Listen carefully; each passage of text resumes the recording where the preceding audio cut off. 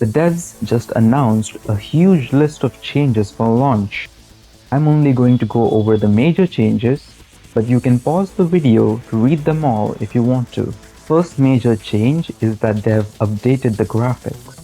The rendering of the models was the biggest problem in the CBT, and it looks like they've changed it for launch and will continue to make changes after release. They've also made changes to the shaders and rendering, as you can see in this trailer released on Bilibili for the CN version. The new models also look much more expressive and distinct, though I still want it to look less like plastic figurines. It's definitely a step in the right direction.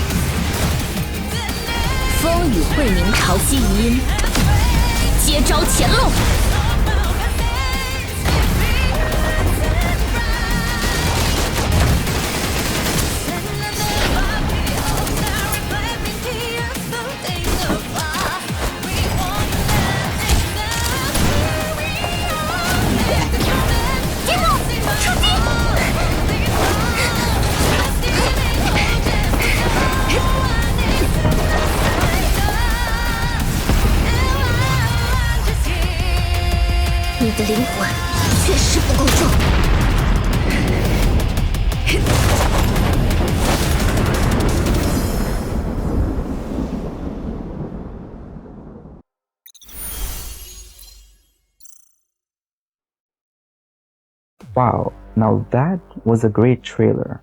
If you look at the latest concept art, you can see the art direction they're going in, which looks way better than before. They also changed the model of Ymir, the boss that's featured in their promo material, along with a complete overhaul of the stage for her boss fight.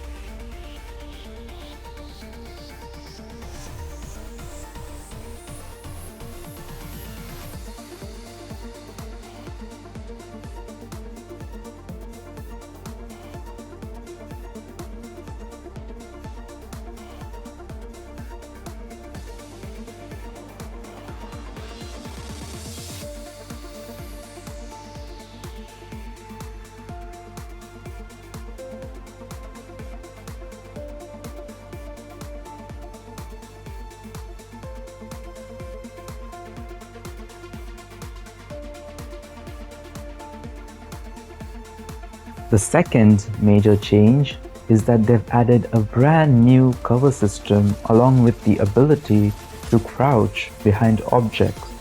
You can use abilities when you are in cover and seamlessly switch from one cover to another using movement abilities.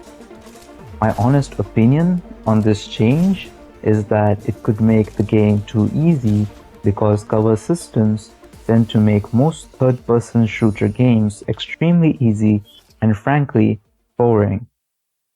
They will have to make the enemy AI a lot more aggressive to compensate for the reduction in difficulty, or else the combat is just not going to be engaging. I hope they take a lot of inspiration from Tom Clancy's The Division 2 while reprogramming the enemy AI.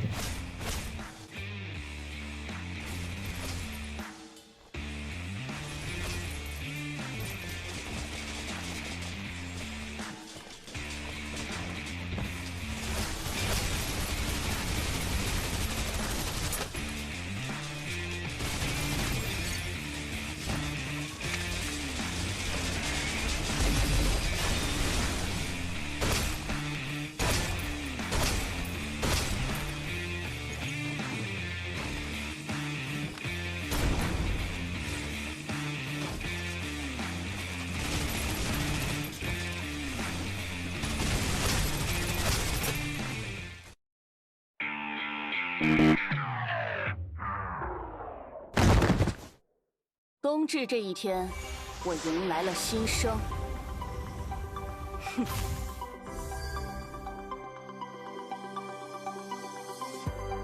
There is also a new unique dawn system where you can roam around and interact with the operatives in their rooms.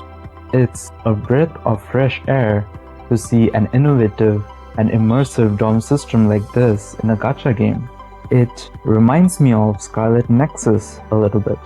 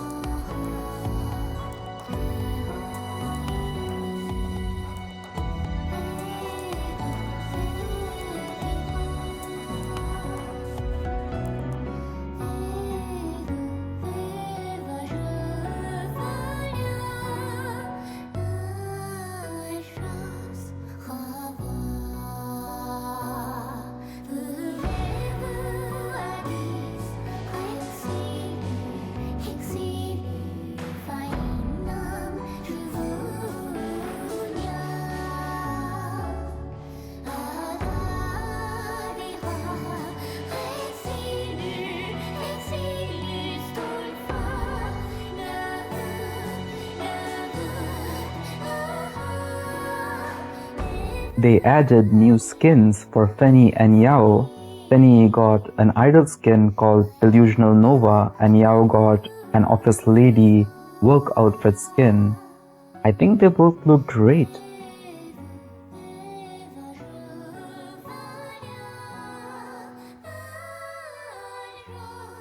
We're also getting a free skin for Moxer, my favorite character, after clearing chapter 412 of the main story, which I'm really looking forward to.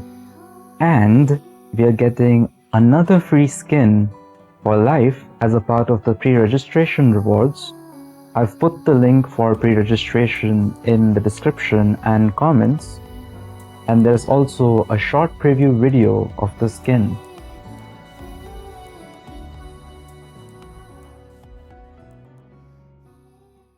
Another major change is the addition of interactions with the operatives on the home screen.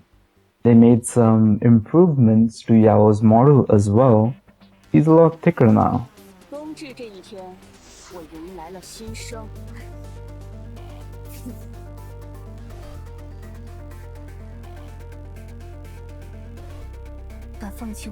They added a new 4-star character, Ji Tenxing. I think they removed the one male character that was in CBT, Ling Yi, and replaced him with her since they both have an assault rifle and she seems to be a lightning damage dealer too. Anyhow, I actually love her design, she looks great. The next new character they've added is Freesia Hush, who will be available in the free Selector and will probably also be obtainable from the standard banner.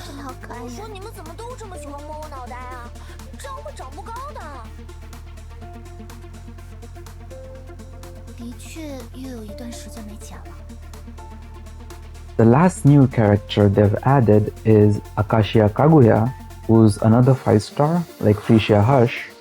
She's probably going to be on the limited banner because it's the only character not available in the free Selector they're giving out. As I mentioned before, we're getting a free Selector from main story after clearing chapter 512.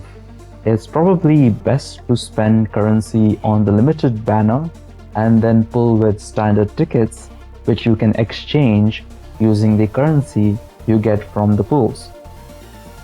Since this game wants you to build at least 2 good teams, I think most people should wait to see what characters they pull from the banners before using the Selector. Freesia Hush is a new character, so we don't know her kit, but 5-star Yao was the most powerful operative in the CBT, and I would recommend her for now.